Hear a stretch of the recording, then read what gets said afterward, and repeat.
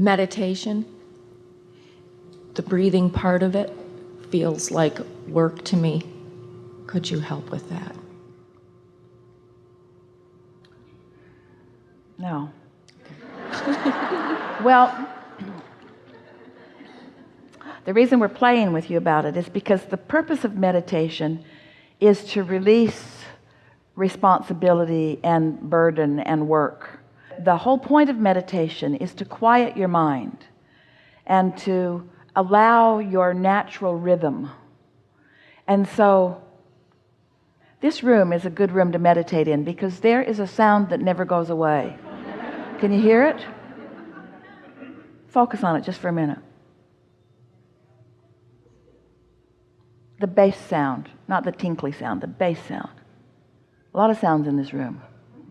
It's a meditation haven. So just focus on that sound. Try to isolate it in your mind. Hear it? So it isn't telling you what you should do. It's not telling you what you've done wrong. It's not telling you to stay away from drugs and sex. It's just a sound that you have the ability to focus on. It's not a very big thought, is it? But it is something that if you decide to focus on it, are you?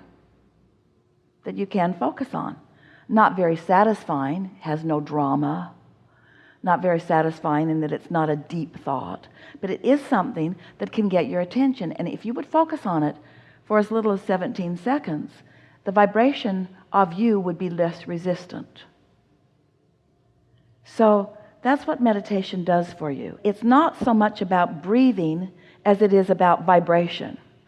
The reason that we talk about breathing is because sometimes you don't have a sound like that you can focus on. And sometimes your breathing is something that you can focus on. So breathing, breath, and alignment are tied together only in that way. We've offered a meditation CD that's beneficial because there's a music background that offers a rhythm of breathing that is different than what you're used to. So it requires focus on something other than the things that you're usually worried about. So when you focus upon something other than the things that you're usually worried about, your vibration raises. Don't make work of anything. If there's any process that feels like a struggle, it's not serving you. Okay. The process is supposed to, no matter what it is supposed to help you release resistance, not add to it, you see. So sometimes we know you just try too hard. You're trying too hard to get from where you are to where you want to be. And you know why you've developed patterns of trying hard? Because you're bucking your own current. In other words, it takes a lot of action and energy to try to overcome contradicted energy. In fact, it's a futile effort. You never get there. You just can't get there from there. That's why we're encouraging you to be unconditional, to let it be an emotional journey, because you can improve that. So let's apply that to the subject of meditation. So, Abraham, I'm struggling with meditation. I find that I'm working hard. The breathing part of it is hard for me. So feel the emotion of that. Feels like tension, feels like struggle, feels like something that you want to release. So find different words. Find different words about meditation. I'm meditating to quiet my mind. I like the feeling of quiet. I like the feeling of ease. I like the feeling of setting aside some time where there's nothing that's required of me. I like carving out 15 minutes where I'm just off to myself, just being. I like giving myself permission to just be. I like giving myself permission not to think about anything, not to make anything happen, not to keep any promises to anybody, just to be. I like the idea of just being. I like just sitting in a comfortable room and just being. I like the comfort of this room. I like the quiet of this room. I like the fact that I even have this room. I like the fact that I can close the door and be in this room. I like being here. It's just me in this room. I just like that feeling of me in this room. See what we're getting at? Yes. Just reaching for a way to make right now all right with you. We think that meditation is the ultimate way of making right now be all right with you. It's like the ultimate way of giving yourself permission not to be doing something else. Think about it. Think about what it means. It means I'm not doing anything right now. I'm not answering any questions right now. I'm not solving any problems right now. I'm not being all things to anybody right now. It's just me. I'm giving myself permission to just be. Can you do that? Could you give yourself permission to sit for 15 minutes and accomplish not one thing? Not answer any questions from your kids or from your employer or from your employee? Not solve any problems of the universe? Not ponder anything? Can you give yourself permission to sit for 15 minutes and just be? Just be there? Just be? Just be.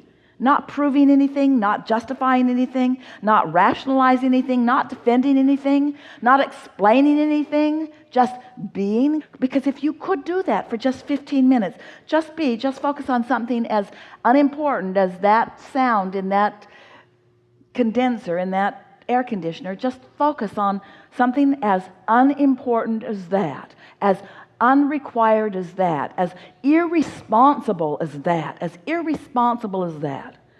Something as irresponsible. Could you just give yourself permission to just be? It is our promise to you that what will happen in the absence of any contradictory energy, your vibrational frequency will rise to connect to the frequency of your source. And when that happens, you're going to feel love from your source who loves you. You're going to feel clarity from your source who feels clarity. You're going to feel whole. You're going to feel at one. You're going to feel ease. You might feel more. You might feel inspired. You might receive an idea. You might go from a place of peaceful contentment to really strong enthusiasm. Depends on how long you're willing to sit there and allow yourself to be in the receptive mode, the connective mode, the alignment mode, the blended mode, the extended mode, the source mode, the fulfilled mode. You see what we're getting at? Yes. This is not a time to work. This is a time to just be. This is non-work. This is non-responsibility. This is non-doing. This is just being and being enough, you see. Because when you're not blocking the love that Source is flowing, you'll feel it. When you're not blocking the clarity that Source knows, you'll know that. Best conversation about meditation we've ever had. You're the most beautiful thing I have ever come to know. The whole Abraham thing is wonderful. Yeah. One more thing. We want to go back to Playa del Carmen. What do you think about doing that next spring? Yes. Watch the website because it's going to be up in a few there. days. Yeah. Okay, I got to give a little background. I'm a former professional athlete, so I like things to move fast, unfortunately. I'd like to talk about... Things should move fast. Okay. Fast. Fast is better than slow. Correct. Provided alignment is in place. Correct. My question is, I have found the perfect sanctuary for me and my family. And this house has been on the market for a little while, and there's a chance that we may not get it because we're still trying to gather the funds to acquire it. So I'm trying to figure out if there's a way to generate a quantum leap. By finding the sanctuary without the place. Because if you need the place for the sanctuary, so these are the perfect words to enhance what we've been talking about all day here. Find the sanctuary. So what is it about that place that feels like sanctuary? It's just simply beautiful. It's wide open space, plenty of land, plenty of grass. Now you're there in your mind, aren't you? You're there in your mind. I'm there all the time. So the fact that it exists has given you a certain amount of sanctuary just focusing upon it. Correct. So if you can focus upon it and feel the sanctuary of it, not the absence of it, not the struggle of it, not the lack of yet funding for it, but just feel the sanctuary of it, it is our promise to you that you will own it.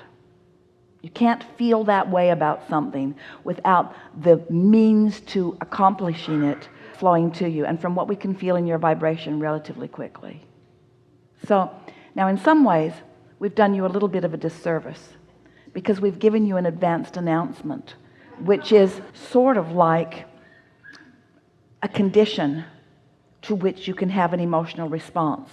But we would not have done that if you were not already feeling the sanctuary of the place.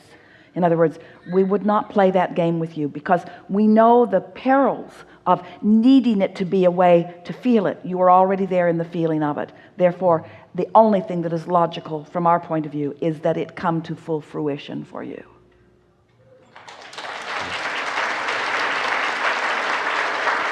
Something more?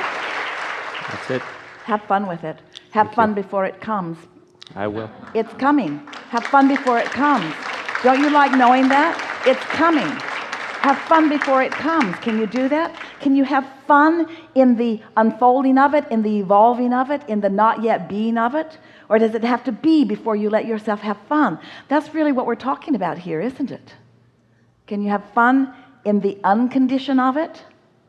If you can enjoy the uncondition of it, the condition of it must come. But if the condition of it is necessary before you can find the emotion of it, then you've slowed it way down. Then you got to work harder than you want to work, and you still don't get it. That is so annoying. To work so hard and still not get it. Yeah. Thank you for accepting me. I was here actually a year ago, exactly in the hot seat. Yeah? I'm sure you don't remember me, but that's okay. Well, Actually, here's the thing. We don't remember you because you're different now, and there's no point in focusing on something that is not what absolutely is now. I'm different. Absolutely, Sort of like I'm the different. next generation of children. We don't want them to be like the last generation of children. Either. No, actually, I'm a scientist, and the question I have is, have you ever sat with scientists and explained your theory? Because your theory are extremely scientific to me. Every word you speak is extremely scientific because you call path of least resistance. That's nothing but tunneling effect in quantum mechanics. Your vibrations are nothing but zero-point energy vibrations of every molecule that we see here today. Air molecules, for example, which is nitrogen and oxygen. So each and every one of your concept, I equate it scientifically, and it makes perfect sense to me. That's what's nice about universal laws, because at the base of them is everything. Absolutely. Yes. But have you ever sat with quantum mechanics people, physicists and theoreticians, and tried to explain your theory and even come up with the mathematical foundation for your... Well, you are the manifestation of that for us. In other words...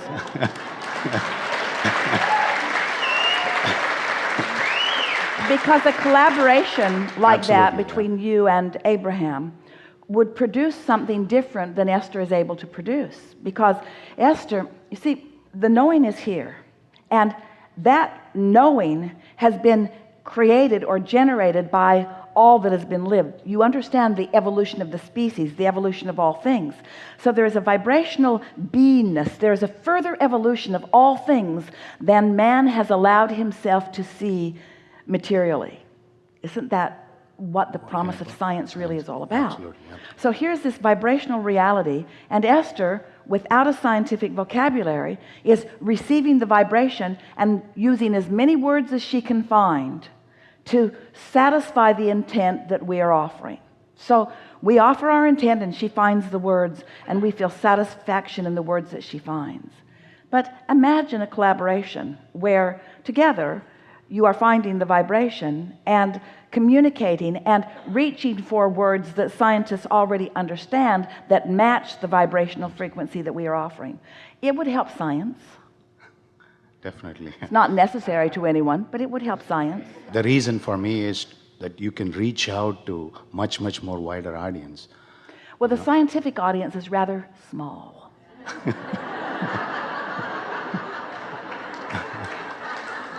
And stubborn. Stubborn, that's very And true. sort of set in the what is ways.